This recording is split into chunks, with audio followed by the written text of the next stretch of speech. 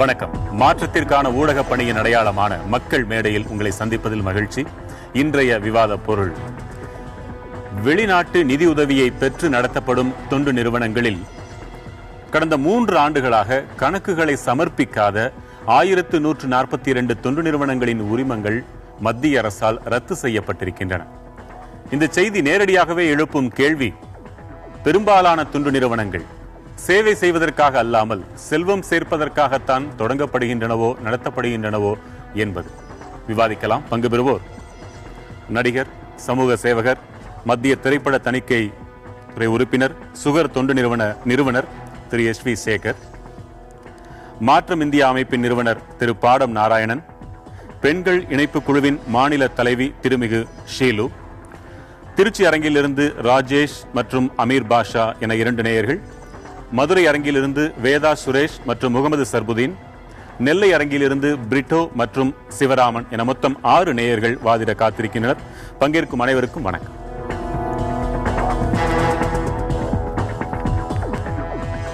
திரு SV. Sekar, இது இந்த 1142 தொண்டு நிறுவனங்களுக்கு மட்டுமான கேள்வி அல்ல. பொதுவாகவே தொண்டு நிறுவனங்கள் ட்ரஸ்ட்னாலே ட்ரஸ்ட் இல்லாம இருக்கிற நிலவரம். இப்போ இந்த நிறுவனங்கள் எல்லாம் தொண்டுக்காகவா அல்லது ஃபண்டுக்காகவா? பொதுவான அபிப்பிராயம். தொண்டு நிறுவனங்கள் என்பது தொண்டுக்காக. அந்த தொண்டு நிறுவனங்களுக்கு அதிகப்படியான ஃபண்டு வரும்போது அது ஒரு ஃபண்டு நிறுவனங்களாக ஆயிடுறதுங்கிறது மறுக்க முடியாத உண்மை. நிறைய பேர் எனக்கே அந்த பல அனுபவங்கள் எனக்கு உண்டு. அதிக பணம் வந்தா? பணம் இல்லை, பணம் கொடுக்குறேன் சார், ஒரு 100 கோடி உங்களுக்கு கொடுக்குறேன், 20 கோடி ரூபாய் எனக்கு கேஷ் கொடுத்துருங்க. நான் சொன்னேன் 20 கோடி ரூபாய் நீங்கள் கேஷ் எடுத்துட்டு எனக்கு 80 கோடி கொடுங்க என் ட்ரஸ்ட்டுக்குன்னு. அப்படி பண்ண முடியாது. இது மாதிரி நிறைய டீல் இருக்கு.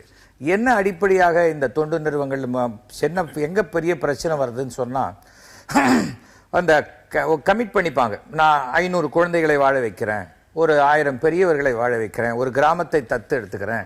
ப்ராஜெக்ட் கரெக்டா இருக்கும், ப்ராஜெக்ட் பேப்பர்ல கரெக்டா இருக்கும். அந்த எக்ஸிகியூஷன் வரும்போது என்ன ஆகும், இது பொதுவாகவே இந்த தொண்டு நிறுவனங்களுக்கு சுமார் 35% மணி எஸ்டாப்ளிஷ்மெண்ட் காஸ்ட்னு கொடுக்குறாங்க. அந்த எஸ்டாப்ளிஷ்மெண்ட் காஸ்ட்டுங்கிறது என்னன்னா, நிலம் வாங்குறது, அந்த ஆஃபீஸ் அமைக்கிறது, அப்புறம் போக்குவரத்துக்கு உண்டான நம்ம வாகன வசதிகள் செய்து கொள்வது, அந்த மாதிரி, அப்புறம் ஆஃபீஸ் ஸ்டாஃபுக்கு பணம் கொடுக்கறது. இது என்ன ஆகும், இது கரெக்டாக நடந்துடும். அதன் பிறகு இருக்கிற அந்த 65% தான் போய் சேருதா இல்லையா அப்படிங்கிறது.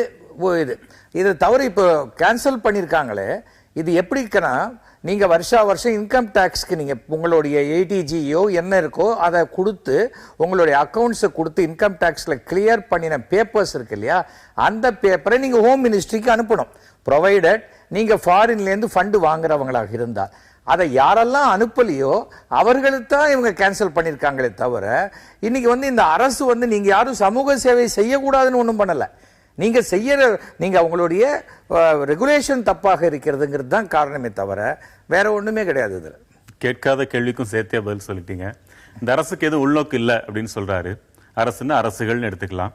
தொண்டு நிறுவனங்களின் நோக்கம் ஒரு பக்கம், அரசுகளின் நோக்கம் ஒரு பக்கம். அரசுகளின் நோக்கம்னு ஒண்ணு இருக்குதா? தொண்டு நிறுவனங்களுக்கு பாதகமாக இருக்குதா? அப்படி சொல்ல முடியாது. காரணம் என்ன அப்படின்னா, அரசு எப்படி ஒரு நிறுவனமோ அதே போல தொண்டு நிறுவனமும் ஒரு நிறுவனம். அரசு செய்யாத விஷயங்களை செய்வதற்காக, அந்த கேப்பை ஃபில்அப் பண்றதுக்காக தான் தொண்டு நிறுவனம் வருது. அரசே தொண்டு நிறுவனம் செய்கின்ற எல்லா விஷயங்களையும் செய்துட்டா தொண்டு நிறுவனங்கள் இருக்க வேண்டிய அவசியமே இல்லை. அரசுக்கு எப்பவுமே ஒரு பிரஷர் குரூப்பா, அரசு செய்ய தவறியதை சுட்டி காட்டுவதற்காக ஒரு பிரஷர் குரூப்பா செயல்படுவது தான் தொண்டு நிறுவனத்தை தவிர, அரசனுடைய பினான்ஸோ, அரசனுடைய பட்ஜெட்டோ, அரசனுடைய ஆள் அமைப்புகளோ, அரசனுடைய அதிகாரமோ தொண்டு நிறுவனங்களுக்கு கிடையாது. அரசுகள் விரும்புதா? நீங்க சுட்டி காட்டுற தொண்டு நிறுவனங்கள் அரசுகளை சுட்டி காட்டுவதை அரசுகள் விரும்புகின்றனவா? அதாவது ஒரு சில விஷயங்களை அரசே ஏற்றுக்கிறது. இப்போ உதாரணமா பாத்தீங்க அப்படின்னா, ஆர்டிஐ ஆக்ட். இந்த ஆர்டிஐ ஆக்ட் இன்னைக்கு வருவதற்கு காரணமாக இருந்ததே தொண்டு நிறுவனங்கள் தான். இன்னைக்கு ரொம்ப பெருமையாக பேசப்படுகின்ற ஆர்டிஐ ஆக்ட் வருவதற்கு காரணமாக இருந்தது தொண்டு நிறுவனம். அதே மாதிரி ஃபுட் செக்யூரிட்டி பில், இது வருவதற்கு காரணமாக இருந்தது தொண்டு நிறுவனம். இப்படி பல்வேறு விஷயங்களை நம்ம சொல்லிட்டே போலாம். அதனால அரசு ஒட்டுமொத்தமாகவே தொண்டு நிறுவனத்தை வெறுக்கிறது அப்படின்னு சொல்ல முடியாது.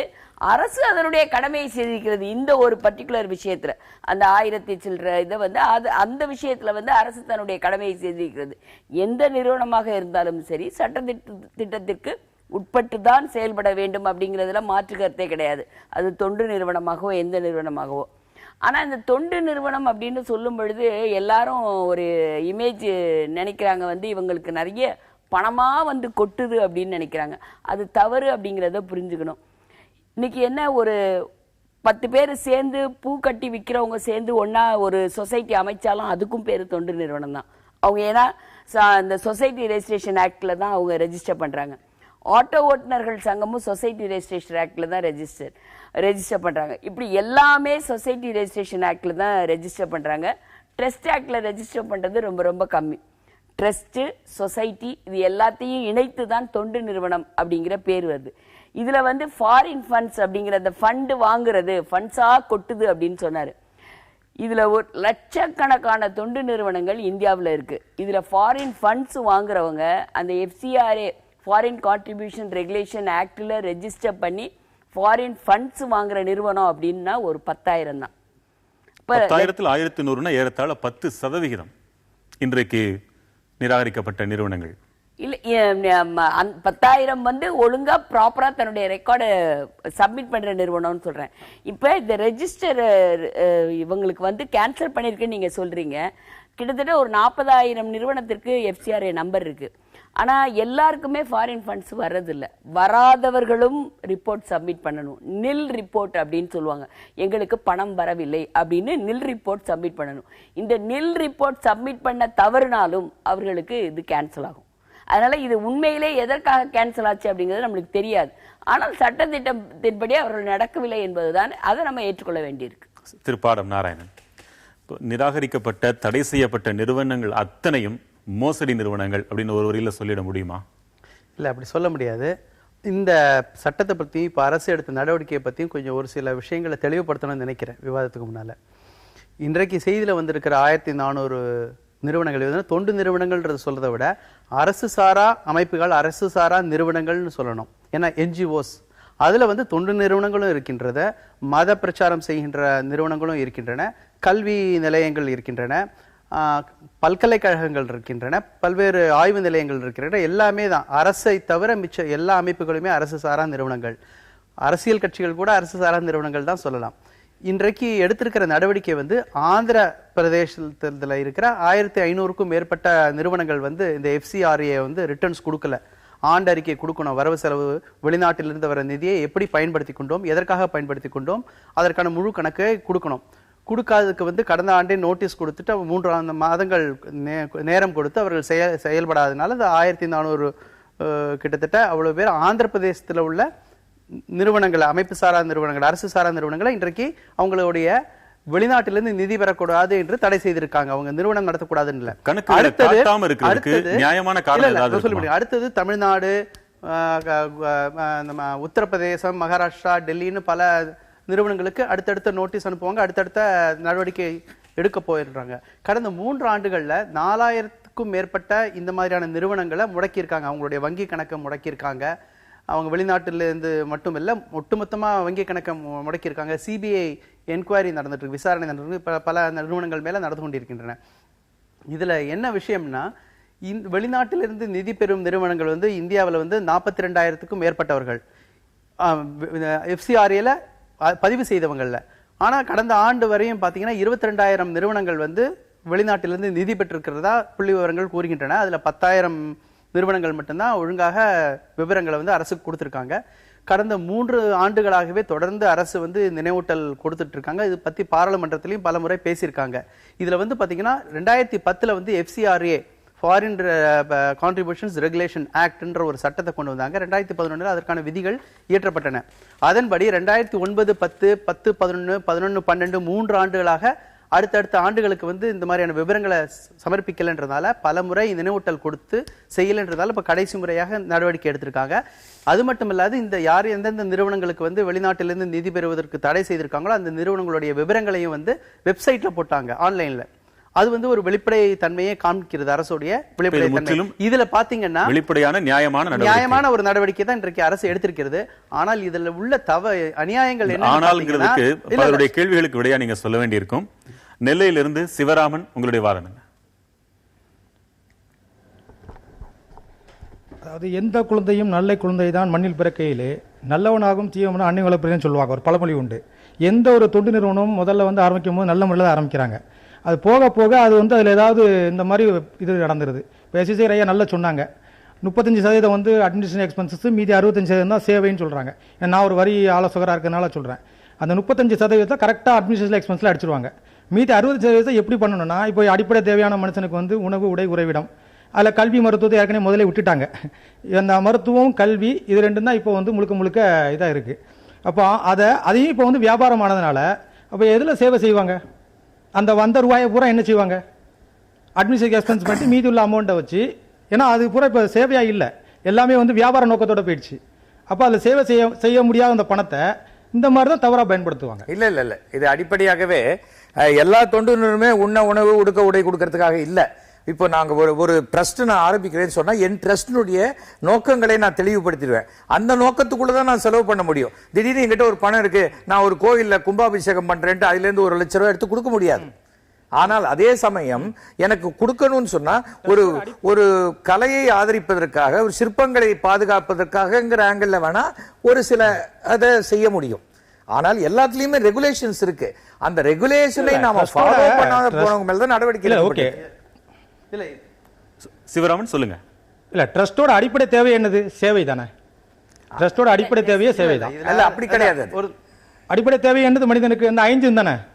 அப்படி எந்த நோக்கத்துக்காக நீங்கள் இந்த ட்ரஸ்ட் நடத்துறீங்க தான் முக்கியமே தவிர ஜனங்களுடைய அடிப்படை தேவைகளை செய்வதற்காக ட்ரஸ்ட் கிடையாது. அதுக்கு தான் அரசு இருக்கிறது.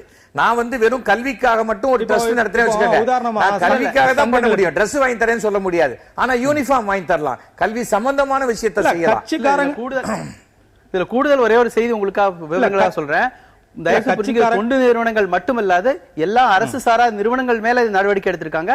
அதுல தொண்டு நிறுவனங்களும் இருக்கின்றன, மத பிரச்சாரம் செய்யற நிறுவனங்களும் இருக்கின்றன, மற்ற நீங்க சொல்ற மாதிரி கலை அதை ஊக்கப்படுத்துவர்கள் இருக்காங்க, கல்வி நிலையங்கள் இருக்காங்க, பலர் இருக்காங்க. இன்னொன்னு நீங்க எஸ்டாப்ளிஷ்மெண்ட் எக்ஸ்பென்சஸ் பத்தி தோழர் எஸ் வி சேகர் சொன்னாங்க, நீங்களும் சொல்றீங்க. ஒன்னு புரிஞ்சுக்கணும், அரசு துறையிலேயே எஸ்டாப்ளிஷ் எக்ஸ்பென்சஸ் ரொம்ப அதிகம். தமிழக அரசு எடுத்துக்கொண்டீங்கன்னா அவங்களுடைய பட்ஜெட்ல வந்து 90 விழுக்காடுக்கு மேல வந்து சம்பளம், பென்ஷனு, பெட்ரோல், டீசல் செலவுக்கே போகுது. மக்களுக்கு போய் சேருவது ஒன்றுமே இல்லை. அப்போ இந்த எஸ்டாப்ளிஷ்மெண்ட் பாத்தீங்கன்னா தொண்டு நிறுவனங்கள் இல்லைன்னா அமைப்பு சாராத நிறுவனங்கள்ல தான் எஃபிஷியன்சி அதிகம். அவர்கள் தான் இந்த எஸ்டாப்ளிஷ்மெண்ட் வச்சு உண்மையான செயல்பாடுகள் இருக்காங்க. எல்லாத்திலுமே கருப்பாடுகள் இருக்கிற மாதிரி இதுலயும் இருக்கிறாங்களே தவிர, நீங்க அப்படின்னு பாத்தீங்கன்னா அரசு நிறுவனம் தான் ஒரு வெள்ளையானையா இருந்து கொண்டு அவங்களுடைய செலவுகளுக்கு அதிகம் செலவு. நீங்க சொல்லுங்க, கலை இலக்கியத்துக்காண்டி ஆரம்பிக்கப்பட்ட இல்ல, கலை இலக்கியத்துக்காண்டி ஆரம்பிக்கப்பட்ட ட்ரஸ்ட்டை விட சேவைக்காண்டி ஆரம்பிக்கப்பட்ட ட்ரஸ்ட் அதிகம். ஏன்னா பேசிக் இப்போ ஒரு ட்ரஸ்ட்ங்கிறதே ஒரு மினி கவர்மெண்ட். என்ன காரணம்? ஒரு சேவை பண்ணக்கூடிய இடத்த கவர்மெண்ட் ஒரு இடத்துல போய் ரீச் ஆகலைன்னா ஒரு ட்ரஸ்ட் மூலமாக அந்த மக்களுக்கு நம்ம உதவி செய்யலாங்கிறது தான் அரசாங்கமே 12A கொடுக்கு. 12Aங்கிறது என்னது? வரி விலக்கு. வரி விலக்கு அரசாங்கம் எது கொடுக்கணும்? மக்களுக்கு சேவை செய்யதான். கலையை நீங்க சொன்னது இருக்கட்டும், கலை பண்பாடு வளர்க்கறதுக்கு இருக்கட்டும், அதோட சதவீதம் என்ன? முழுக்க முழுக்க கலை பண்பாடு இயக்கத்துக்கு மட்டுமே ட்ரஸ்ட் ஆரம்பிக்க முடியுமா? அதுல சேவை மனப்பான்மை இல்லைன்னா 12A கிடைக்காது. நீங்க 12A எடுக்கும் போது உங்க வருமான வரித்துறையில குறிப்பா அந்த இது மெயின் இல்லைன்னா தரமாட்டாங்க. முழுக்க முழுக்க சேவைக்காண்டி ஆரம்பிக்கப்பட்டது தான் ட்ரஸ்ட். எந்த ட்ரஸ்ட்டுமே FCRAங்கிறது வெளிநாட்டுல இருந்து பணத்தை உள்ள கொண்டு வர்றது. அரசு தடை பண்ணல, முழுக்க முழுக்க சேவையை தடை பண்ணவே இல்லை அரசு. FCRA ஃபண்டுக்கு உண்டான கணக்கு வழக்குகளை ஒப்படைக்காத ஒரு காரணத்தினால் மட்டுமே அது தடை செய்யப்பட்டிருக்கிறது. அவசியமும் இல்ல. ஒரு நிறுவனத்தை ரெஜிஸ்டர் பண்ணி நம்ம சேவை செய்யலாம். அதுக்கு வந்து அரசு வந்து FCRA பணம், அந்த வெளிநாட்டுல இருந்து FCRA பணம் வாங்கி தான் சேவை செய்யணுங்கிற அவசியம் இல்ல. ஆனா இந்த FCRA பணம் வாங்கும் போது தோழர் சேகர் அவர்கள் சொல்ற மாதிரி 35% எஸ்டாப்ளிஷ்மெண்ட்டுக்கு எந்த ஃபாரின் ஃபண்டிங் ஏஜென்சியும் கொடுக்காது. ஏன்னா ஒரு நிதி நிறுவனத்துல கிட்டத்தட்ட 9 ஆண்டுகள் வேலை செய்தேங்கிற அந்த அனுபவத்தின் அடிப்படையில சொல்ற நிறுவனங்கள் 10% மேலே எஸ்டாப்ளிஷ்மெண்ட் காஸ்ட் கொடுக்கவே கொடுக்காது. இப்ப இந்த நிறுவனங்கள்லயும் கூட வித்தியாசமான நிறுவனங்கள் இருக்கு. அதாவது உரிமைக்காக போராடுகிறவர்களுக்கு நிதியுதவி செய்வது, வளர்ச்சி பணிக்கு நிதியுதவி செய்வது, ரிலீஃபுக்கு மறுவாழ்வுக்காக நிதியுதவி செய்வது, ரிசர்ச் பண்ணுவதற்காக நிதியுதவி செய்வது, இப்படி வித்தியாசமான அமைப்புகள் இருக்கு.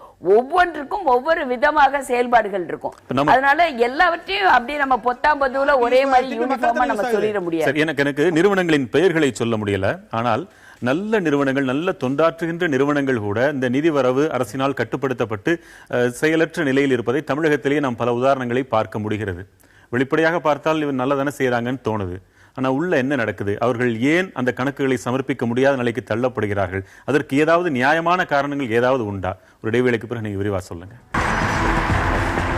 மக்கள் மேடை தொடர்கிறது. முகமது சர்புதீன், மதுரை அரங்கில் இருக்கிறீங்க, உங்க வாதத்தை வைக்கலாம். வணக்கம் சார். அரசுடைய மக்கள் நல பணிகள் முழுமையாக மக்களுக்கு போய் சேர்றது கிடையாது. இதில் முக்கியமாக பங்காற்றுறது அமைப்பு சாரா நிறுவனங்கள் மட்டும்தான். என்ஜிஓஸ் தான் இதை பற்றி விழிப்புணர்வை மக்களுக்கு ஏற்படுத்தி அது விஷயமான பல தொண்டுகளை செய்து கொண்டுக்கிறாங்க. இதில் என்னென்னா அரசு பலவிதமான வரி ஏய்ப்புகள் பண்ணிக்கிட்டு நிறுவனங்களையோ மற்ற தொழிலதிபர்கள் மற்றும் தனிப்பட்ட நபர்களையும் மீது உடனடியாக நடவடிக்கை எடுக்காம இந்த ஒரு சூழ்நிலையில் என்ஜிஓஸை மட்டும் தனிப்பட்ட முறையில் டார்கெட் பண்ணுறதுக்கு எந்தவித காரணம் இருக்குன்னு உங்களுக்கே தெரியும். இது அரசியல் உள்நோக்கத்தோடு செய்யப்பட்டிருக்க விஷயம். என்ன இது மாதிரி என்ஜிஓஸ் உடைய எல்லாருமே அதிகமாக ஃபாரின்லேருந்து ஃபண்டு வாங்கிட்டு செயல்பட்டு வராங்க கிடையாது. இன்னும் மகளிர் சுயநல குழுக்கள் இருக்கிறது மற்றும் இன்னும் எவ்வளவோ என்ஜிஓஸ் டவுன் பீப்புளுக்கும் ஏழை எளிய மக்களுக்கும் அவங்களுடைய சேவையை பண்ணிக்கிட்டு தான் வர்றாங்க. அவங்க அதிகமாக ஃபண்டு கலெக்ட் பண்ணிக்கிட்டு அதை ஏமாற்றிக்கிட்டு இருக்காங்கன்னு சொல்ல முடியாது. அதாவது கணக்கு காட்டலை அப்படின்றதுக்காக மட்டும் அவங்க தவறு செய்யிட்டாங்க அரசாங்கம் முடிவுக்கு வர முடியாது. அவர்களுக்கு ஒரு தகுந்த ஒரு ஆப்பர்ச்சுனிட்டி கொடுக்கணும், அவங்களுக்கு ஒரு வாய்ப்பு கொடுக்கணும். அந்த வாய்ப்பு கொடுத்ததுக்கு அப்புறம் என்ன அவங்க ஏன் தாக்கல் செய்யப்படவில்லை அப்படின்னு ஒரு வாய்ப்பு கொடுத்து அதன் பேர்ல நடவடிக்கை எடுக்க வேண்டிய தவிர இது எடுத்த உடனேயே என்ஜிஓஸ் மட்டும் இது டார்கெட் பண்ணிட்டு இருக்காங்க. உடனே கணக்கு காட்டாதது கூட மிகப்பெரிய தவறுதான். இன்கம் டாக்ஸ்ல கணக்கு காட்டலைங்கிறதுனாலேயே மிகப்பெரிய வருமான வரி வழக்குகள் பல பேர் ஜெயிலுக்கு போயிருக்காங்க. நாம கணக்கு காட்டலைங்கிறது ஒரு பெரிய தவறே இல்லைங்கிற மாதிரி சொல்லக்கூடாது. நாம எல்லாருக்கும் சொல்ற மாதிரி தான். நாம அரசாங்கம் நாம செய்யறோம்னா அரசாங்கம் மாதிரியே நானும் செய்வேன், நானும் கணக்கு காட்ட மாட்டேன், என்ன ஒண்ணு சொல்லக்கூடாதுங்கிறது தவறான ஒரு விஷயம். இன்னும் அதிகமான வாய்ப்பு கொடுக்கணும்னு கேட்கிறாங்க. கேன்சல் பண்ணிருக்காங்க, நோட்டீஸ் கொடுத்திருக்காங்க. கணக்கு கொடுக்கறத விட என்ன செலவழிக்கிறோமோ இப்போ என்னுடைய ட்ரஸ்ட்ல இருந்து ஒரு பைசா கூட கேஷ் கிடையாது சார். அத்தனையும் செக் தான் போகும், அக்கவுண்ட்ல தான் போகும், கேஷ்னே கொடுக்க முடியாது. நாங்க வச்சுக்கிறோம் அந்த பாலிசி. இது 2006, 7, 7, 8, 8, 9 இந்த வருடத்திற்கான கணக்கு. இந்த வருடத்திற்கான கணக்கு செலுத்தல அப்படின்னு சொல்லி உடனே கேன்சல் பண்ண மாட்டாங்க. பல்வேறு ரிமைண்டர்ஸ் அங்க இருந்து வந்துட்டே இருக்கும். இன்னொரு விஷயம் என்னன்னா, இந்த FCR மினிஸ்ட்ரி ஆஃப் ஹோம் அஃபேர்ஸ்ங்கிறது ஒரு கடல் மாதிரி. நீங்க லெட்டர் போட்டீங்கன்னா அந்த கடல்ல அது காணா போயிடும். நீங்களே கணக்கு சப்மிட் பண்ணியிருந்தா கூட அது அங்க தேடி பிடிக்கிறது கஷ்டம். அதனால ஒவ்வொரு முறையும் அவர்கள் கேட்கும் போதெல்லாம் உங்கள் கணக்கு காப்பியை அனுப்புறதுக்கு நீங்கள் தயாராக இருக்க வேண்டும். எல்லா என்ஜிஓஸும் பழக்கப்பட்ட என்ஜிஓஸ் எல்லாம் நம்பர் ஆஃப் காப்பீஸ் எடுத்து வச்சுப்பாங்க. ஒவ்வொரு தடவையும் அங்க ஹோம் மினிஸ்ட்ரியில கேட்கும் போது அனுப்புவாங்க. காரணம் என்ன அப்படின்னா கவர்மெண்ட் அப்படிதான் செயல்படுது. அதனால இது 2006, 7 அப்படிங்கிறதுனால இவங்க நினைக்கிற மாதிரி இன்னைக்கு முடிவு பண்ணி நாளைக்கு அந்த மாதிரி ஆக்ஷன் எடுக்கிறது கிடையாது. போதிய ஷோகாஸ் நோட்டீஸ் கொடுத்து தான் ஆக்ஷன் எடுக்கிறது. சர்புதீன், இதுக்கு உங்க பதில் என்ன? இன்னும் என்ன எதிர்பார்க்கறீங்க? என்ன வாய்ப்பு வேணும்? சோகாஸ் நோட்டீஸ் கொடுக்கப்படாமல் பல நிறுவனங்கள் முகவரி மாற்றப்பட்டிருக்கு, திரும்பி வந்திருக்கு சோகாஸ் நோட்டீஸ். அதே மாரி சில நிறுவனங்களுக்கு சரியான வாய்ப்புகள் தரலன்றதான் என்னுடைய கருத்து. இதுல இது ஒரு சில நிறுவனங்கள் பண்ண தவறுக்காக எல்லா என்ஜிஓஸ்களும் இந்த மாதிரி தவறுகள் செய்துகிட்டு இருக்காங்க அப்படின்னு நம்ம உடனே முடிவு பண்ண முடியாது. இது அரசாங்கம் நேரடியாக தலையிட்டு அவருடைய ஃபண்ட் எப்படி வருதுன்னு கண்காணிக்கணுமே தவிர அது ரெகுலேட் பண்ணணும். அதை விட்டுட்டு அவங்களுடைய பணிகள் எல்லாமே அவங்க ஃபண்டை திருடு பண்றாங்க அப்படின்ற மாதிரி திருடுறாங்க மாதிரி ஒரு நடவடிக்கை எடுக்கிறது உண்மையில கண்டிக்கத்தக்கது. ஏன்னா அரசு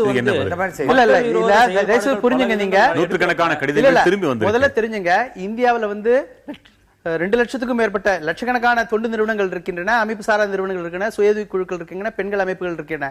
அவர்களை சொல்லல, இந்தியாவில் 42,000க்கும் மேற்பட்ட நிறுவனங்கள் வெளிநாட்டிலிருந்து நிதி பெற்று பயன்படுத்திக் கொள்கிறேன் என்று பதிவு செய்திருக்கிறார்கள். நீங்க சொல்றீங்களா ரெகுலேட் பண்ணணும்னு. அந்த ரெகுலேஷன் சட்டப்படி அவர்கள் 3 ஆண்டுகளுக்கு வரவு செலவு கணக்கு, வெளிநாட்டிலிருந்து வர நிதி பற்றிய வரவு செலவு கணக்கு கொடுக்கல. இப்போ எந்த ஒரு அமைப்பு அரசு சாரா நிறுவனங்களும் பொது பணத்தை பயன்படுத்தி செய்பவர்கள். அப்போ அவர்கள் மனித உரிமை பற்றி பேசும் பொழுதோ ஊழல் எதிர்ப்பு செய்யும் பொழுதோ அவர்கள் வெளிப்படைத்தன்மை அவர்களுக்கு இருக்க வேண்டியது மிக அவசியம். அது செய்யாதனால இன்றைக்கு அவர்கள் வெளிநாட்டிலிருந்து நிதி பெறக்கூடாது என்றுதான் தடை செய்திருக்கிறார்களே தவிர அவருடைய பணியை அரசு முடக்கவில்லை என்பதை புரிந்து கொள்ளணும். மேலும் இது ஒரு சட்டம் ஏற்படுத்தி விதிகளை ஏற்படுத்தி எல்லோருக்கும் இருக்கிற பொது விஷயம் தான் இது. இது 3 ஆண்டுகளுக்கு தொடர்ந்து செய்யலன்றதால இது காங்கிரஸ் ஆட்சி காலத்திலிருந்தே எடுக்கப்பட்ட நடவடிக்கை. இதுவரை 4000 நிறுவனங்களை கடந்த 3-4 ஆண்டுகளாக நிறுத்தி இருக்கிறார்கள் இந்த மாதிரி வெளிநாட்டிலிருந்து நிதி பெற கூடாது என்று. அரசு உள்நோக்கத்தோடு ஒரு தடவை கூட செயல்பட்டதே இல்லையா? செயல்படுதா? பல விஷயங்கள்ல உள்நோக்கத்தோடு செயல்படுகின்றால் பார்த்தீர்கள்னா மனித உரிமை மீறல்ற மாதிரி அந்த மாதிரியான ஹியூமன் ரைட்ஸ் அமைப்புகளை, அதே மாதிரி பாத்தீங்கன்னா சுற்றுச்சூழலுக்காக மக்களுக்காக போராடும் அமைப்புகளை எப்படியாவது முடக்குவதற்கு முயற்சி செய்து கொண்டிருக்கிறார்கள். சமீபத்தில் கூட பாத்தீங்கன்னா சுற்றுச்சூழலுக்காக உலகளாவிய அமைப்புகளுடைய இந்திய பிரதிநிதி வெளிநாட்டுக்கு போகும்போது விசாவை கேன்சல் பண்ணி அதுக்கப்புறம் நீதிமன்றத்துக்கு போய் தான் அந்த விசாவுக்கு திருப்பி அவங்க அனுமதி பெற்றாங்க. அதே மாதிரி பாத்தீங்கன்னா தலித் அமைப்புகள், தலித்துகளுக்காக போராடுபவர்கள், ஆதிவாசிகளுக்காக பழங்குடியின மக்களுக்காக போராடுபவர்கள் எல்லாரையுமே இந்த மாதிரியான தேச துரோகிகள் என்று கூட அவங்க வழக்கு பதிவு செய்திருக்காங்கன்றதெல்லாம் பார்த்திருக்கிறோம். இதெல்லாம் அதனால அரசுக்கு உள்நோக்கம் இல்லைன்னு சொல்ல முடியாது. ஆனால் அமைப்பு சாரா அரசு சாரா நிறுவனங்கள் இந்த மாதிரியான தொண்டு நிறுவனங்களுக்கு வெளிப்படைத்தன்மை வேணும்ன்றத மாற்று கருத்து இருக்க முடியாது. அரசுக்கு உள்நோக்கமும் இருக்கக்கூடும். நிச்சயமாக அரசு தன்னுடைய கொள்கையினுடைய அடிப்படையில் செயல்படுகிறது. இப்ப உதாரணமா தமிழ்நாட்டை பொறுத்தவரை கூடங்குளம் விஷயம் அப்படின்னு சொல்லும் பொழுது கூடங்குளத்திற்கு யார் யார் எதிராக இருந்தார்களோ அதெல்லாம் அரசுக்கே எதிராக இருப்பது போல அரசு பாவிச்சது. அப்ப வெளிநாட்டுல இருந்து ஃபண்ட்ஸ் வாங்குறாங்க அப்படின்னா இந்த வெளிநாட்டுக்காரங்களே இங்க பல்வேறு மேடைகள்ல பேசுறவங்க கூட வெளிநாட்டுல இருந்து பணம் கொடுக்கறவங்க இந்த கூடங்குளம் இதை எப்படியாவது நிறுத்திடணும், இந்தியா முன்னேறிடக்கூடாது, மின்சாரத்துல சுயசார்பு அடைந்திடக்கூடாது அப்படிங்கிறதுக்காக வெளிநாட்டுல இருந்து பணம் வர்ற மாதிரி எல்லாம் பயங்கரமான பிளான் பண்ணி எல்லாம் பேசுறாங்க. ஆனா அந்த மாதிரி எல்லாம் எதுவுமே இல்லைங்கிறது இவங்க புரிஞ்சுக்கணும். அதே மாதிரி இன்னொரு விஷயம், மரபணு மாற்றப்பட்ட பயிர்கள். இந்த மரபணு மாற்றப்பட்ட பயிர்கள் இந்தியாவுல இருக்கிறவங்களுக்கு அது கேடான விஷயம் அப்படின்னு இன்னைக்கு பாரம்பரியம் தான் சிறந்தது அப்படின்னு எல்லாரும் பேசிட்டு இருக்க நேரத்துல GM கிராப்ஸை யார் எதிர்க்கிறாங்களோ அவங்க எல்லாரும் கூட இந்தியாவுக்கு எதிரானவர்கள் என்று இதற்கு முன்னால் இருந்த பிரதமர் திருவாண்டரத்துல ஒரு பொது மேடையிலே பேசுற அளவிற்கு அந்த NGOக்கள் எல்லாரையும் அகேன்ஸ்டா பேசினார். அப்ப அரசனுடைய கொள்கை முடிவின் அடிப்படையிலும் ஒரு சில நடவடிக்கை எடுக்கிறாங்க. அது நிச்சயமாக அவங்க காழ்ப்புணர்ச்சியில் எடுக்கிற நடவடிக்கை தான். ஆனா இப்ப இந்த நடவடிக்கை அப்படிங்கிறது இல்ல அப்படிங்கிறது தான் மீண்டும் மீண்டும் வலியுறுத்தி கூற வேண்டியிருக்கு. அவர் சொன்னாரு அட்ரஸ் மாறி இருக்குன்னாரு. இந்த FCRA இதன்படி உங்களுடைய அட்ரஸ் மாறி இருந்தாலும் நீங்க அதுக்கு ஒரு ஃபார்ம் இருக்கு, அப்ளை பண்ணி போடலாம். நீங்க பேங்க் அக்கௌண்ட்டையே மாத்திக்கலாம். எல்லா விதமான ஃபெசிலிட்டிஸும் இருக்கு. எப்படியும் நீங்க வருடம் உங்களுடைய கணக்கை ஆடிட் பண்ண போறீங்க. உங்க ஆடிட்டர்ஸ் இதுக்கு எல்லாமே உதவி செய்யணும். அதுக்காக தான் ஒரு ஆடிட்டர்ஸை வச்சிருக்கீங்க. ஸோ ஆடிட்டர் உதவியோட இதை எப்படி ப்ராப்பரா அவங்க சப்மிட் பண்ணுமோ பண்ணி தான் ஆகணும். ஒரு சேவை, ஒரு பொதுநலம், ஒரு நிறுவனம் நடத்துறோம் அப்படின்னா சட்டதிட்டங்களுக்கு உட்பட்டு தான் நாம செய்ய வேண்டி இருக்கு. பல அரசுக்கு உள்நோக்கமே இருந்தாலும் கூட இந்த காரணத்தை காட்டி எதுவும் செய்துவிட முடியாது. நாம ப்ராப்பரா இருக்கும்போது சார் உள்நோக்கம் இருக்கிறதுக்கு எப்படி உள்நோக்கம் இருக்குன்னா சம்பந்தப்பட்ட அமைச்சரோ சம்பந்தப்பட்ட அதிகாரியோ அவங்க சில சமயம் கவனிக்கப்படலை அப்படின்னா வேணா உள்நோக்கம் இருக்கலாமே தவிர இது எல்லாமே இருக்கு. நீங்க இப்ப இன்னைக்கு எல்லாமே இன்டர்நெட்ல நீங்க ஃபார்ம் ஃபில்அப் பண்ணி அனுப்பலாம், இன்டர்நெட்ல நீங்க சப்மிட் பண்ணலாம். நீங்க உட்கார்ந்த இடத்துல இருந்து சப்மிட் பண்ணும்போது அட்ரஸ் மாறிச்சுன்னா அட்ரஸ் மாறித்தான் நாம தெரியப்படுத்துறோம். பாஸ்போர்ட்ல நம்ம அட்ரஸ் மாறி இருக்குன்னு வச்சுக்கோங்க. நீங்க பாஸ்போர்ட் இன்னும் 7 வருஷத்துக்கு அது இருந்தால் கூட நீங்க உடனே இந்த அட்ரஸ் மாறினதை நீங்க பாஸ்போர்ட்ல மாத்திக்க வேண்டியது நம்ம கடமை. இத அரசாங்கமே பார்த்து பரவாயில்லப்பா நீ மாத்தின பரவாயில்ல ஒவ்வொருத்தருக்கும் சொல்லாது. சட்டத்தை நாம எப்படி அரசாங்கத்துக்கு பதிலா போய் உதவி செய்யறோம்னு போறோமோ அப்ப அரசாங்கத்துக்கு மேலாக நாம சட்டத்தை மதிக்கணும். அதுதான் முக்கியம். நீ மதிக்கலையே நான் ஏன் மதிக்க கூடாதுன்னு கேட்கறதுக்காக இது அரசியல் கட்சி அல்ல. அரசியல் கட்சி தான் அப்படி கேட்பாங்க, அவன் ஒழுங்கா என்ன கேட்கறியன்னு சொல்லி. இப்ப கூடங்குளத்தை பத்தி பேசினாங்க. கூடங்குளத்துக்கு வந்த ஃபண்ட் எப்படிங்கிறது கரெக்ட் வரைக்கும் அவங்க ப்ரூவ் பண்ணவே இல்லை. ஏனென்றால் இல்லீங்க கவர்மெண்ட் ப்ரூவ் பண்ணல. திருப்பி பாருங்க, கவர்மெண்ட் ப்ரூவ் நீங்க ப்ரூவ் பண்ணிட்டு போங்க. அது ஏன் கவர்மெண்ட் ப்ரூவ் பண்ணுவீங்க? இல்ல நான் என்ன சொல்ல வரேன், இது சில இடங்களில் மிஸ்யூஸ் பண்ணப்படுகிறது என்பது உண்மையான விஷயம். அவர் சொல்ற மாதிரி வெளிநாட்டுல ஃபண்ட் வாங்காதவங்க அதே சமயத்துல ரொம்ப இப்ப நான் போன வருஷம் 70,000 ரூபாய் ஃபண்ட் வாங்கினேன். எதற்கு என்றால் ஒரு இயக்குனருடைய மகள் ஃபைனல் ஒரு எக்ஸாம் படிக்கிறதுக்கு உண்டான பணம் தேவை. நான் Facebookல போட்டோன்னே ஃப்ரெண்ட்ஸ் சொன்னாங்க அப்படின்னா இந்த நம்பர்ல இந்த அக்கௌண்ட்ல நீங்க அனுப்பணும் இந்த ட்ரஸ்ட் பேர்ல. அப்போதான் சொல்லி நான் அந்த ட்ரஸ்ட் பேர்ல வாங்கி அந்த செக் அந்த காலேஜ் பேருக்கு அமிச்சு அந்த ரெசிப்ட் அமிச்சாச்சு. இப்ப நான் ஃபைல் பண்ணிட்டேன் இன்கம் டாக்ஸ்ல. காரணம் சிஸ்டம் சரியாக இருந்தா நம்ம மேல தப்பு வராது. இப்ப அவங்க சொன்ன மாதிரி அது பெரிய கடலாக கூட இருக்கலாம், ஆனா உங்க சைடு நீங்க கரெக்டா பண்ணிட்டே போனா எந்த கடலும் நம்மள முழுங்கிடாது. ராஜேஷ், திருச்சியிலிருந்து உங்க வாதம் என்ன? வணக்கம் சார். இதை வந்து தனி ஆர்வ தொண்டு நிறுவனம் தான் சொல்ல வேண்டும், தொண்டு நிறுவனம் என்று சொல்ல வேண்டாம். இது என்னோட கருத்து. தனி ஆர்வ தொண்டு நிறுவனம் என்னவென்றால், தனிப்பட்ட ஒருவன் தனது ஆர்வத்தின் மூலமாக செயல்படுத்தும் தொண்டு நிறுவனம். தன்னார்வம். அதாவது என்னோட கருத்து என்னவென்றால், பட்டாதான் திருந்துவான் என்று சொல்லுவாங்கல்ல பெரியவங்க.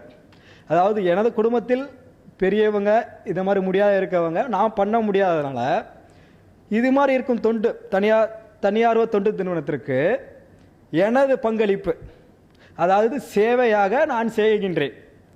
அதனால இது சேவைதான் முழுக்க முழுக்க இருக்குமே தவிர ஒரு ஃபண்டு சம்பந்தப்பட்டமாக இருக்க வாய்ப்பில்லை. ஒரு சில இடத்தில் இருக்கலாம், அதை சரி செய்து கொண்டு விட்டால் எல்லாமே சரியாகிவிடும். பெரும்பாலும் தவறுகள் நடக்கல, நேர்மையா தான் நடக்குது, உட்பட்டு நடக்கிறோம் சார். இப்ப சுனாமில பாதிக்கப்பட்டாங்க, அப்ப நிறைய இந்த RSS அந்த மாதிரி அது எந்த அமைப்பையும் சாராத பொதுமக்கள் போய் அந்த பாடிகளை எடுத்து போறது, அது அந்த நோய் வருமா வராது அதை பத்தி எல்லாம் கவலைப்படல, தானும் போய் எல்லாம் ஒர்க் பண்ணாங்க. அது ஒரு தன்னார்வம்.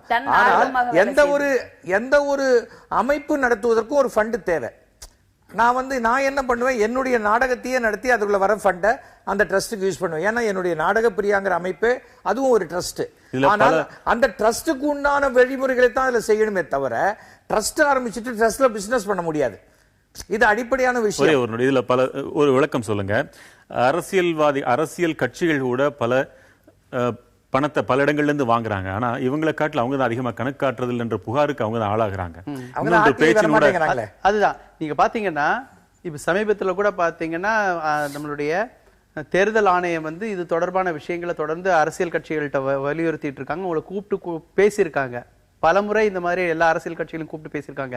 எல்லோரும் என்ன கேட்டுட்டு இருக்காங்க, நீங்க தேர்தல் சீர்திருத்தம் வந்தாலே கீழே சரியா இருக்கும், தலை நல்லா இருந்ததுன்னா கீழே நல்லா இருக்கும், தலை அழுகினா மீனுடைய தலைவு தான் முதல்ல அழுகும், அழுகினா உடம்பே அழுகி போயிடும். அதுதான் இன்னைக்கு சமுதாயத்தை சீர்படுத்தணும்னா முதல்ல தேர்தல்ல இருந்து ஆரம்பிக்க வேண்டி இருக்கிறது. அதே மாதிரி நீதிமன்றங்கள்ல இருந்து ஆரம்பிக்க வேண்டிய சீர்திருத்தத்தை. இதுல வந்து தேர்தல்ல வந்து அதிகமாக நிதி செலவு பண்ண பயிடுகிறது. கருப்பு பணம், ஹவாலா பணம்லாம் தேர்தல் தான் செலவு பண்றாங்கன்ற குற்றச்சாட்டு தொடர்ந்து வந்து கொண்டிருக்கிறது. அப்போ அரசியல் கட்சிகள்கிட்ட வெளிப்படைத்தன்மை வேணும். அரசியல் கட்சிகளும் அரசு சாரா நிறுவனம் தான், தன்னார்வ தொண்டு நிறுவனம் மாதிரி தன்னார்வ ஒரு அரசியல் இயக்கம். அது அவர்களுக்கு அதிகமாக வெளிநாட்டில் இருந்தும் வருகின்றது, உள்நாட்டில் பல இடங்கள்ல இருந்து வருது. எந்த ஒரு அரசியல் கட்சியும் கணக்கு காமிப்பதே கிடையாது. அவர்கள் வந்து சட்டத்துக்கு அப்பாற்பட்டதாக தான் நடந்து கொள்கிறார்கள். வெளிநாட்டில் நிதி பெறுவதற்கு அவங்க கணக்கு காமிக்கணும்னு சொல்லும் பொழுது அவர்கள் வந்து இல்ல நாங்க வரமாட்டோன்றாங்க.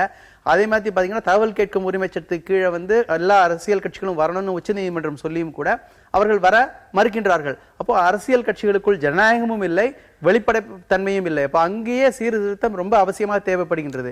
எப்படி தன்னார்வ தொண்டு நிறுவனங்களுக்கு, அமைப்பு சாரா நிறுவனங்களுக்கு, அரசு சாரா நிறுவனங்களுக்கு வேணுமோ அது போன்று இந்த அரசியல் கட்சிகளுக்கும் வேண்டும் என்பதை தொடர்ந்து வலியுறுத்த வேண்டிய. இன்னும் ஒரு கேள்வி, மிகுந்த பொறுப்புணர்ச்சியோடு தான் நான் கேட்கணும் விரும்புறேன். அனைத்து மதங்களுக்கும் பொதுவான கேள்விதான், உள்நோக்கம் கற்பிக்க வேண்டிய அவசியம் இல்லை. மத நிறுவனங்களுக்காக வரக்கூடிய அந்த பணம் இருக்கே, அதுதான் அதிகமாக இது போன்ற தவறுதலான வழிகளில் பயன்படுத்தப்படுகிறது, கணக்கு காட்டாமல் இருக்கப்படுகிறது, இப்படி எல்லாம் சொல்வதில் உண்மை உண்டா? அப்படின்னு சொல்ல முடியாது. ஐஐடி கூட வெளிநாட்டிலிருந்து நிதி வாங்குகின்றார்கள், அவர்களை ஒழுங்கா கணக்கை சமர்ப்பிக்கலன்னு சொல்லிட்டு ஐஐடிக்கு நோட்டீஸ் கொடுத்திருக்காங்க. ஆந்திராவில் இருக்கிற ஐஐடி நினைக்கிறேன். அதனால எல்லோருக்கும் நிதி வருகின்றது.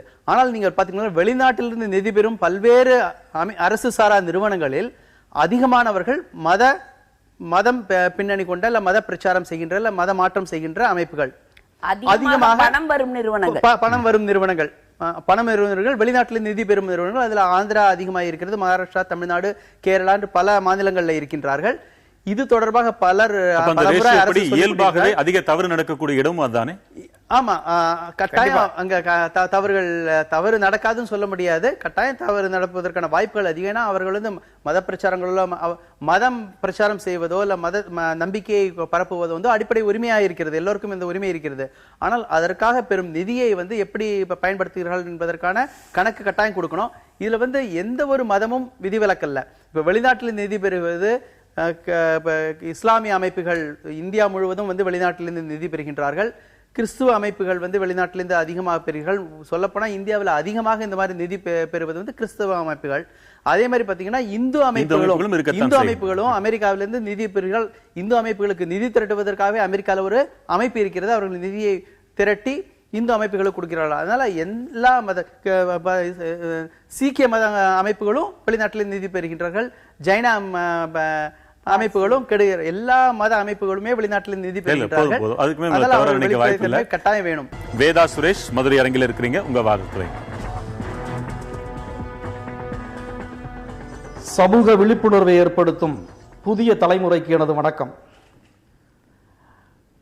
சேவை தொண்டு என்பதற்காக மட்டும்தான் தொடங்கப்பட்டது சேவை நிறுவனங்கள், இந்த தொண்டு நிறுவனங்கள்லாம் சார். ஆனால்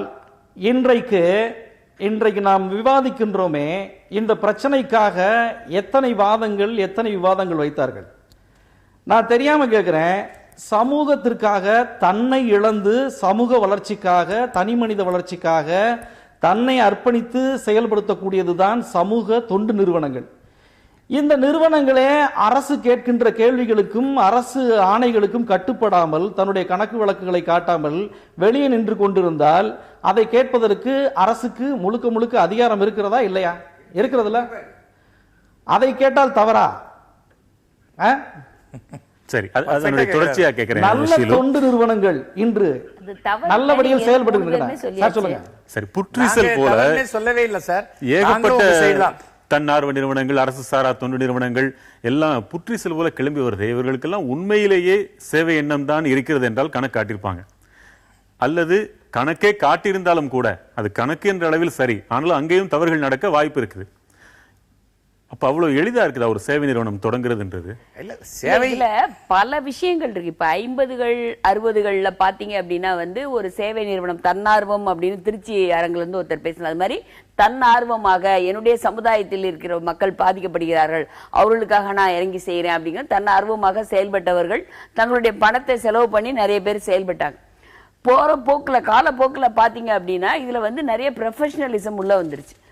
இன்னைக்கு வந்து என்ன அப்படின்னா வந்து இந்த தொண்டு நிறுவனங்கள் அப்படிங்கும் பொழுது மற்ற ப்ரொஃபஷன்ஸ் எல்லாம் எப்படி இருக்குமோ அதே மாதிரி இதுவும் ஒரு ப்ரொஃபஷன். அதனால அதுல உங்களுக்கு எப்படி வருமானம் வருமோ அதே மாதிரியான வருமானங்கள் இதுலயும் வரணும் அப்படிங்கிற ஒரு எண்ணத்தோட தான் இதுல வேலை செய்யறவங்களே வர்றாங்க. அப்ப முந்தி மாதிரி எல்லாம் அந்த பழைய கமிட்மெண்டோட வர்றவங்க ரொம்ப ரொம்ப குறைவு.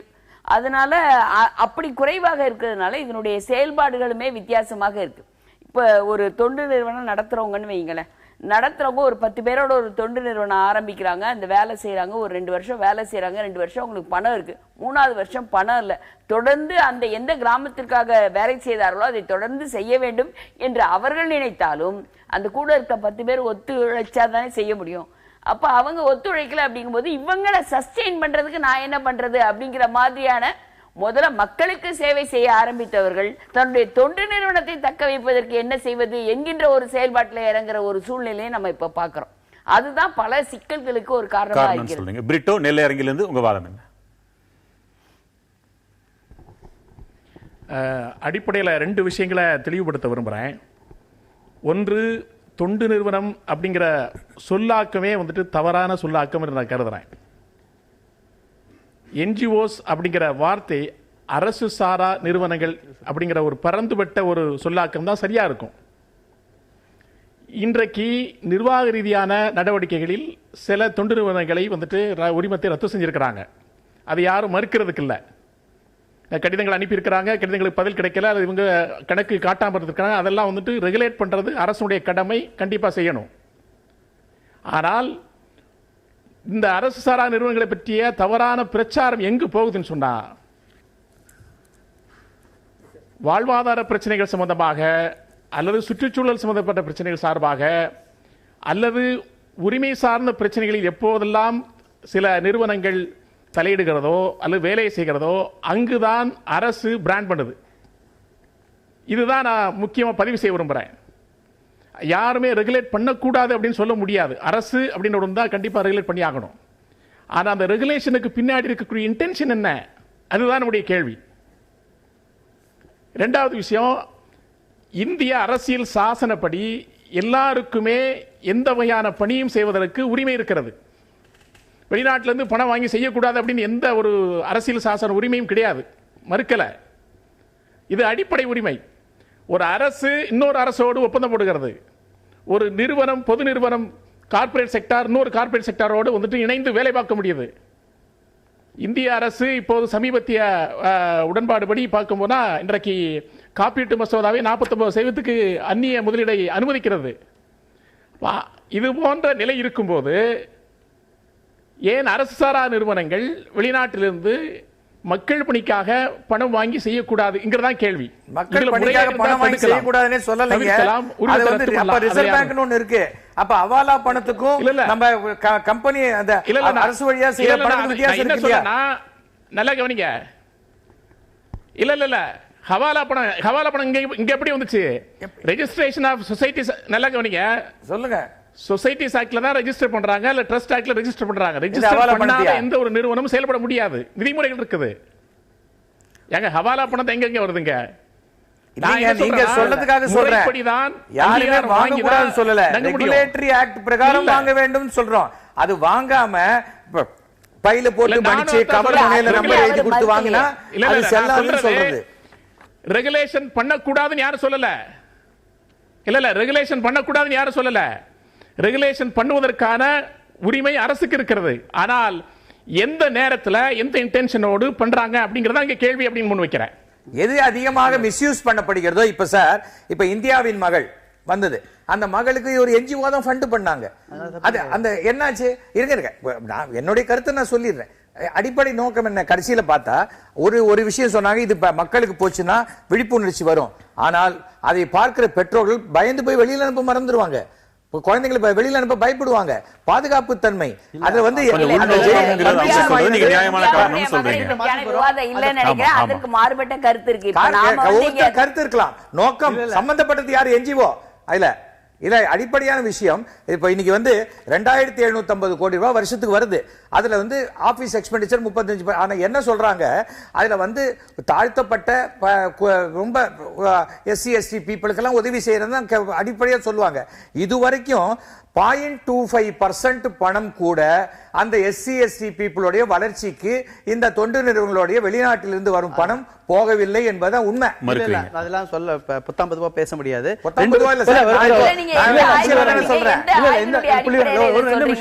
இந்தியாவின் மகளை வந்து ஒரு வெளிநாட்டிலிருந்து நிதி பெற்று ஒரு அமைப்பு அரசு சாரா நிறுவனம் தான் எடுக்க முடியும். அரசு எடுக்குமா? இந்தியாவின் மகள் படத்தை ஆவணப்படுத்த நம்ம ஊர் படத்துக்கு போலாம். என்ன 10,000 ரூபாய் இருந்தா ஒரு டாக்குமெண்ட்ரி எடுக்கலாம் சார். யாரும் எடுக்க வேண்டாம். யாரும் நிறுத்தலையே. வெளிநாட்டு படம் உங்களுக்கு எவ்வளவோ குறும்படங்கள், எவ்வளவோ ஆவணப்படங்களை வந்து பலர் செய்து கொண்டுதான் இருக்கின்றார்கள். மனித கழிவை மனித காட்டுறதுல இருந்து ஆரம்பிச்சு பாலியல் வன்முறை வரையும் பல விஷயங்களுக்கு எடுத்துக்கொண்டு பிபிசி வந்து பல டாக்குமெண்ட்ரி எடுத்திருக்கு. மகாபலிபுரம் சிற்பங்கள் கூட பிபிசி டாக்குமெண்ட்ரி எடுத்திருக்கு. அதுக்கு எதுவும் சொல்லல. அதனால நாட்டுல பிரச்சனைகள் இருந்ததுன்னா அந்த பிரச்சனைகளை பத்தி எடுப்பதற்கு எல்லோருக்கும் உரிமை இருக்கிறது. அந்த தன்னார்வ தொண்டு நிறுவனங்களாக இருந்தாலும் சரி, இல்ல அரசு சாரா நிறுவனங்கள் என்பது இன்று 4வது தூண் என்று கூறுகின்றோம். இந்த ஜனநாயகத்தை வந்து உயிர்ப்பாக வைத்துக் கொள்வதற்கும் மக்களுடைய பிரச்சனைகளை பற்றி பேசுவதற்கும் அரசுடைய பல்வேறு திட்டங்களை வந்து மக்கள்கிட்ட கொண்டு சேர்ப்பதற்கும் சரி, அரசுடைய கொள்கைகளை வந்து திருத்தம் கொண்டு வருவதற்கு எல்லாவற்றுக்குமே 4வது தூண் அவசியம். அதற்காக இந்த நிறுவனங்கள் வேண்டி இருக்கின்றது. அமீர் பாஷா, உங்க வாதத்தை வைங்க. திருச்சி. அதாவது சமூக மாற்றத்தில் விழிப்புணர்வை ஏற்படுத்தி கொண்டிருக்கக்கூடிய புதிய தலைமுறைக்கு என்னுடைய மனமார்ந்த பாராட்டுக்கள். ஐயா, ஒரு 1142 தொண்டு நிறுவனங்கள் வந்து செய்த விஷயத்தை மட்டும் வச்சு பேஸ் பண்ணி நம்ம பார்க்குறோம். ஆனால் இன்னொரு பாகம், அதாவது both side of the coins அப்படின்னு நம்ம பார்க்கும்போது வந்து இன்னும் பல்வேறு நிறுவனங்களுக்கு இப்படிப்பட்ட ஒரு வாய்ப்புகள் வந்து கொடுக்கப்படலை, இப்படிப்பட்ட ஷோகாஸ் நோட்டீஸ் கொடுக்கப்படலை. ஆனால் அப்படிப்பட்ட நிறுவனங்கள் நிறைய நேரங்களில் வந்து சமூக சேவைகளை மனமார்ந்து அவங்க என்ன பண்ணிட்டு இருக்காங்க அப்படின்னு பார்த்தீங்கன்னா செஞ்சுட்டு இருக்கிறாங்க. இன்றளவும் நம்ம வந்து பார்த்தோம் அப்படின்னா வந்து சர்வதேச அளவில் ரெட் கிராஸ் போன்ற அமைப்பு, கிரை போன்ற அமைப்புகள், அதே மாதிரி ரெட் கிரசன்ட் போன்ற அமைப்புகள் இன்றளவும் வந்து சேவை நோக்கத்தோடு ஆரம்பிக்கப்பட்டு இப்போ வரையும் சேவை நோக்கத்தோடு இருப்பதை நம்ம பார்க்க முடியும். அதே மாதிரி இந்தியாவில் பல்வேறு விஷயங்களை நம்ம சுட்டி காட்ட முடியும். கிரீன் பீஸ்னு சமீபத்தில் ஒரு அமைப்பு, அப்படிப்பட்ட அமைப்பு சுற்றுச்சூழல் சம்பந்தமான ஒரு விழிப்புணர்வை பொருளாதாரத்தை பேஸ் பண்ணி மட்டும் நம்ம வந்து பேச முடியும். அதே மாதிரி விஹாப் இந்தியா ஃபவுண்டேஷன் ட்ரஸ்ட் அப்படின்னு சொல்லக்கூடிய ஒரு நான் கவர்மெண்ட் ஆர்கனைசேஷன் ஒரு நல்ல ரீதியில் என்ன பண்ணிட்டு இருக்கு அப்படின்னா செஞ்சுட்டு இருக்கு. தமிழகத்தை பொறுத்தவரை நம்ம பார்க்கும்போது பூவிலகின் நண்பர்கள் இவர்கள் ஏற்படுத்தப்பட்ட ஒரு விழிப்புணர்வு நம்ம பார்த்தோம் அப்படின்னா நியூட்ரினோ திட்டத்திற்கு எதிராக, மீத்தேன் திட்டத்திற்கு எதிராக, அணு உலை கூட்டமைப்பு எதிராக இப்படிப்பட்ட விஷயங்களை மக்களுக்கு மத்தியில கோயம்புத்தூர்ல சிறு துளி இருக்கு, எல்லாரும் இருக்காங்க. சில நொடிகள் எடுத்துக்கோங்க. நீங்க தொடங்க. இல்ல இப்ப சொல்ல வர்ற விஷயங்கள் என்ன அப்படின்னா வந்து என்ஜிஓவுக்கு அகேன்ஸ்ட், அதாவது நான் கவர்மெண்டல் ஆர்கனைசேஷன் என்கின்ற பேரை பயன்படுத்தணும் அப்படின்னு சொன்னாங்க. உண்மையிலே அதுதான் இப்ப நிலைமை. ஆரம்பித்ததுல எப்படி ஆரம்பிச்சாலும் இன்னைக்கு என்ஜிஓவா தான் எல்லாரும் செயல்பட்டு இருக்காங்க. இந்த என்ஜிஓக்கள் அரசனுடைய சட்டத்திட்டங்களுக்கு உட்பட்டு தான் செயல்பட வேண்டும் அப்படிங்கிறதுல யாருக்குமே மாற்று கருத்து இருக்க முடியாது. அரசு இன்று எடுத்த நடவடிக்கையிலே மாற்று கருத்து இருக்க முடியாது. ஆனால் ஒரு சில விஷயங்கள்ல அரசு மாற்றி நடவடிக்கை எடுக்கும் பொழுதுதான் பிரச்சனை வருது அப்படிங்கறது தான் திருநெல்வேலியில இருந்து வர்ற தோழர் சொன்னாரு. அது உண்மையும் கூட. அதற்காக தான் உதாரணங்கள், பல உதாரணங்கள் நம்ம ஏற்கனவே சொன்னோம். இன்னைக்கு கிரீன் பீஸ், அதே மாதிரி பீப்புள்ஸ் சிவில் லிபர்ட்டி, இது ரெண்டையும் பாத்தீங்க அப்படின்னா இந்த ரெண்டு நிறுவனமும் இன்ஃபேக்ட் பியூசிஎலுக்கு வந்து ஒரு எஃப்சிஆர்ஐ நம்பர் கூட கிடையாது. வெளிநாட்டுல இருந்து பணமும் வாங்கல. கிரீன் பீஸும் வெளிநாட்டுல இருந்து பணம் வாங்கல. வெளிநாட்டுல இருந்து பணம் வாங்காத நிறுவனம் வந்து வெளிநாட்டுல இருந்து பணம் வாங்கி இந்த மாதிரி பண்ணிட்டாங்க அப்படின்னு அரசு சொல்லும்போது உள்நோக்கோடு தானே சொல்லுகிறது என்கின்ற கேள்வி வருகிறது. இப்படி இவங்க பேசுறதுனால நியாயமாக செயல்படுகின்ற என்ஜிஓக்களுக்கு சமுதாயத்தில் ரொம்ப அவப்பெயர் வந்திருக்கு என்கிறது தான் உண்மை. என்ஜிஓ அப்படின்னாலே ஒரு கேவலமாக பார்க்கின்ற பார்வை இந்த சமுதாயத்தில் வந்ததற்கு காரணம் அரசும் இந்த மாதிரியான அதனுடைய பங்கிற்கு இந்த மாதிரியான என்ஜிஓ மீது பல்வேறு அவதூறுகளை பரப்பிடுவதால். எது எப்படி இது குறித்த விவாதங்கள் மக்கள் முன் எழும்புகின்றன என்றால் இருதரப்புக்கும் அது ஒரு எச்சரிக்கையாக எடுத்து செயல்படட்டும். உங்கள் பங்கேற்புக்கு மிக்க நன்றி. மற்றொரு முக்கிய தலைப்பில் மீண்டும் சந்திக்கலாம். வணக்கம்.